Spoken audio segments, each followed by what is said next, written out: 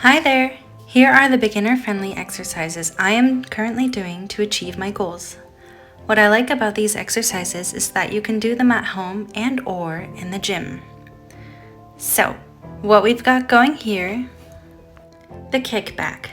Your glutes, hamstrings, lower back, and abs are all working hard. A cool thing about these movements is that since you are supporting yourself on 3 of 4 points and lifting your limb in a continuous movement while shifting your balance, your core, so your abs and your back, are working extra hard to keep you upright. I like to do between 3 and 5 sets of either 10 or 15 reps. You can change it up for your own preference.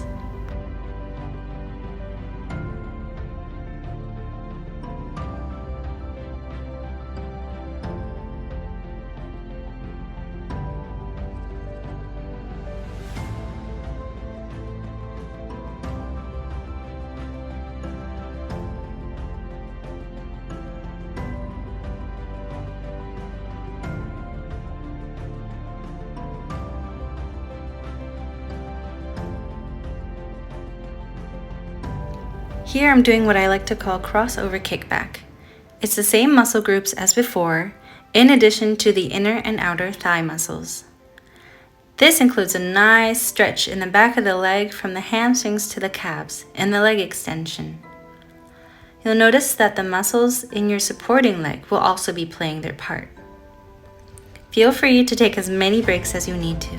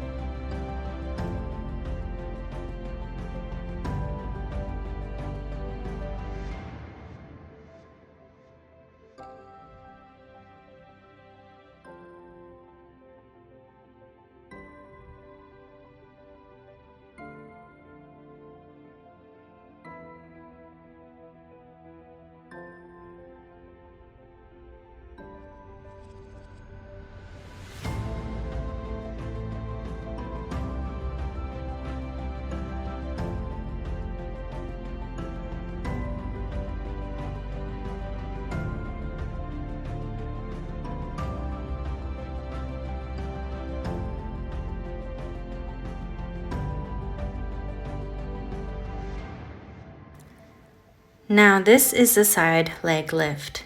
Here you're going to feel your outer thighs a lot, along with your supporting leg and your booty.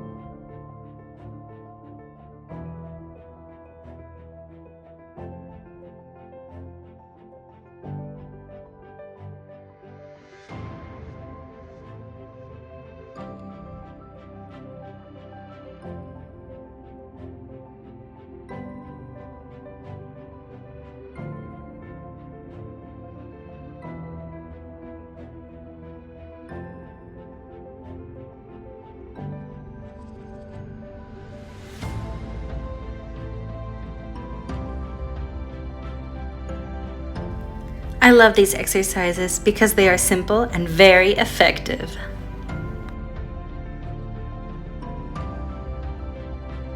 In these next movements, I'm using a 10 kilogram or 22 pound round weight. This is a deadlift. As you can see, I've got my back straight and legs extended. My feet are close together, and when I'm upright, I make it a point to clench my glutes. This adds an extra muscle contraction that is contributing to my booty gains. If you have weights available, feel free to start with a lower weight. You can also do all of these exercises with just your body weight, which is legit since our body parts are heavy and we are lifting against the pull of gravity. The move I'm doing here is what I call side abs weight lift.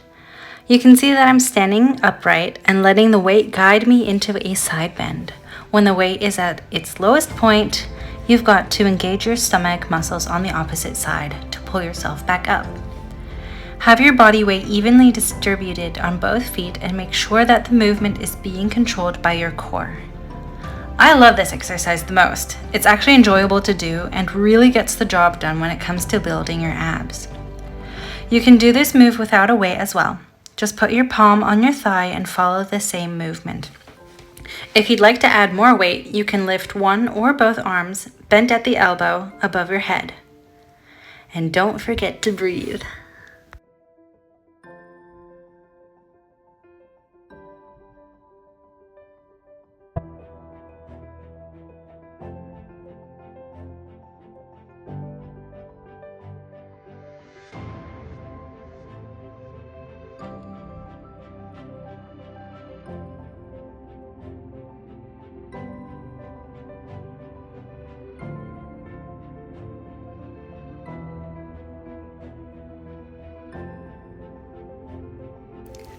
Next up are calf raises. At this point in the recording, I'm using a weight, but I definitely started without it. I just felt motivated to add some weight and tried it out. Some great things about calf raises are they warm up your muscles and get your blood flowing. They help circulation and act as a second heart.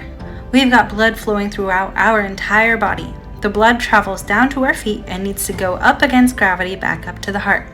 This pumping of our muscles helps with that and supplies our body with oxygen and nutrients.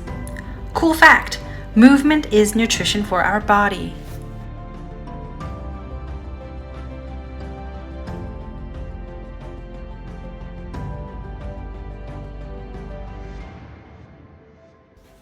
Here we've got some squats. Squats are the ultimate move that can be done anywhere, anytime. Things to look out for when doing squats. Start with your knees slightly bent, then bend forwards at the waist. Make sure that your back is straight and then just sit down as if there is a chair behind you.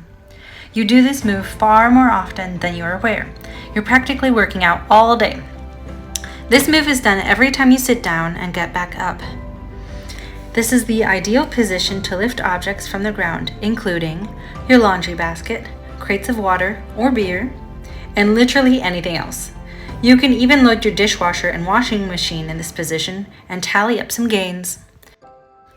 So in the video, I've moved on to the next exercise, calf raises with the weight above.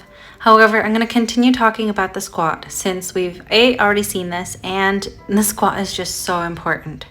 Okay, so I do understand that it may feel silly at first to do the squat in your everyday activities, but it is worth it to train your mind that this is the best way to do it. You'll get used to it eventually. Besides, the benefits definitely outweigh feeling silly for a moment. Picking things up like this prevents injury, strengthens your core and your back muscles, and it keeps you fit enough to pick up your kids, grandkids, or your doggies. Think about it.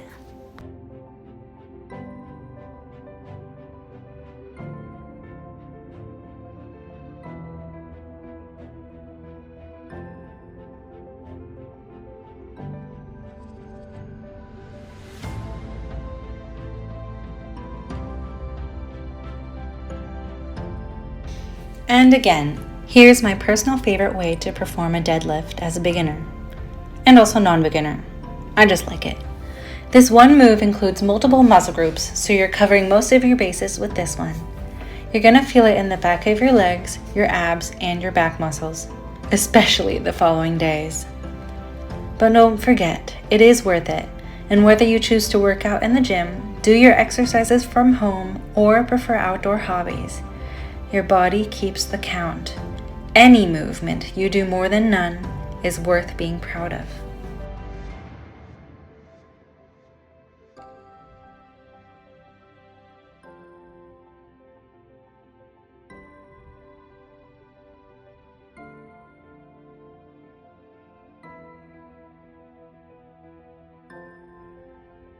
I've decided to include some stretching too. This move feels incredible. Try it out. It pulls the tension out of your back and the muscles around your hips. Angling your hips to the side opposite to your extended arm deepens the stretch and reaches all the way to the muscles around your shoulder blades. You can see that I have one leg bent and the other, just like my arm, extended. The goal is to basically make a C shape with your spine and hips. And hold and pull.